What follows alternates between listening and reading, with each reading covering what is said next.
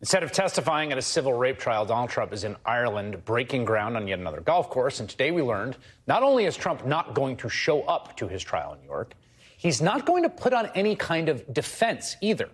His lawyer telling the court, quote, "We are just going to move forward."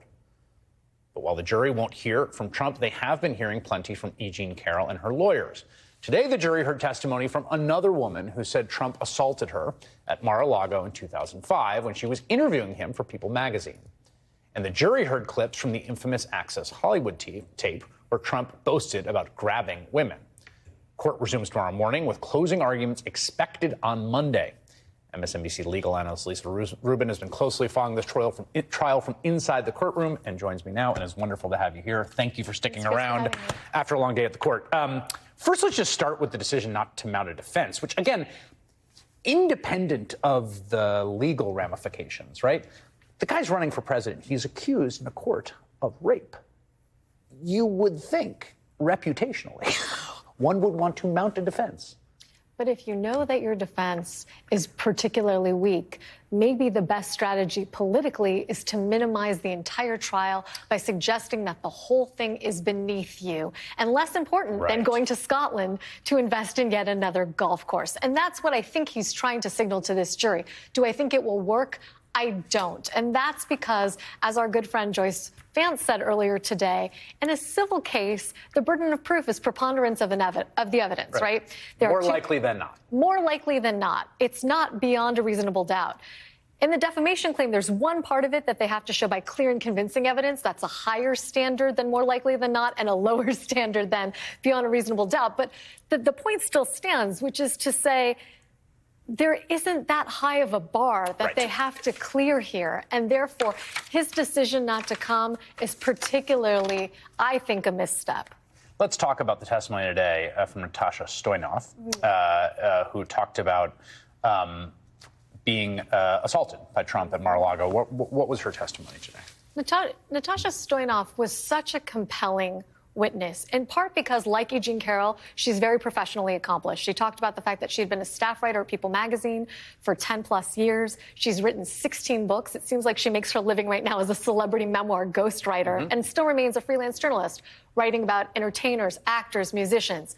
When she was at People, she was the Trump beat writer after The Apprentice premiered. And so she was familiar to the Trump orbit. She estimates she had interviewed him 8, 9, 10 times.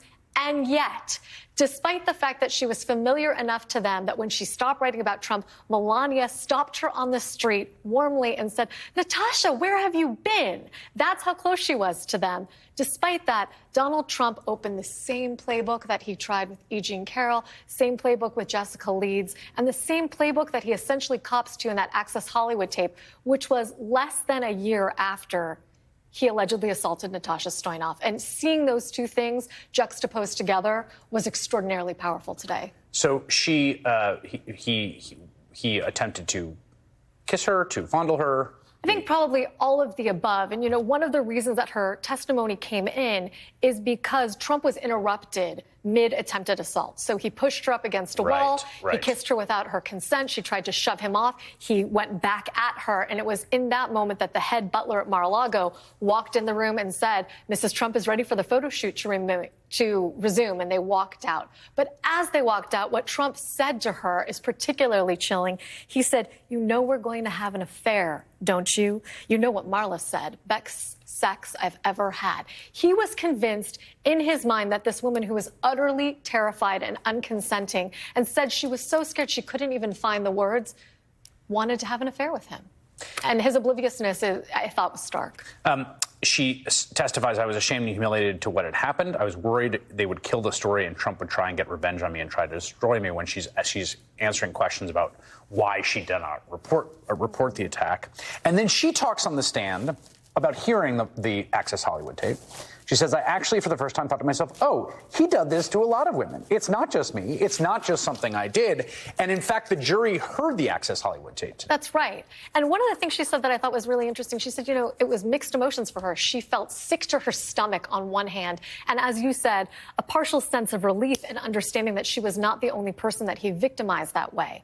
And then the folks at People magazine at that point knew about her story. And they asked her whether she wanted to come forward in the magazine. And she said, well, we have this this debate coming up. Let's see what he says. If he doesn't deny it and he owns it, then I'm not really interested. But then when he got on that stage, was asked by Anderson Cooper, have you ever kissed a woman without her consent, and said, no, no, no, no, no, that's when Natasha Stoynoff said she felt she owed it to the American public as they went to the polls to tell them who she knew Donald Trump really was. The timeline on this trial, there's not going to be any witnesses presented by the defense, as we learned today.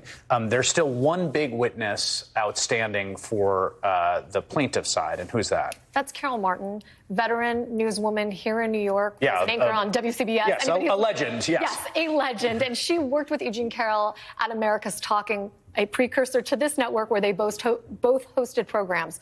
A couple of days after Eugene Carroll's alleged assault, she went to Carol Martin's house and confided in her. Carol Martin gave her the exact opposite advice that her other friend, Lisa Birnbach, gave. Lisa Birnbach said, Eugene, you were raped. You have to go to the police. Go to the police, right. Carol Martin said, this is Donald Trump. He has hundreds of lawyers. He will destroy you. And that was the advice that Eugene Carroll followed. We're going to see her making that case and presenting that on the stand. It's going to be very powerful. Lisa Rubin, it has been such a value to this network to have you in the courtroom every day and have you here tonight. I really do appreciate it.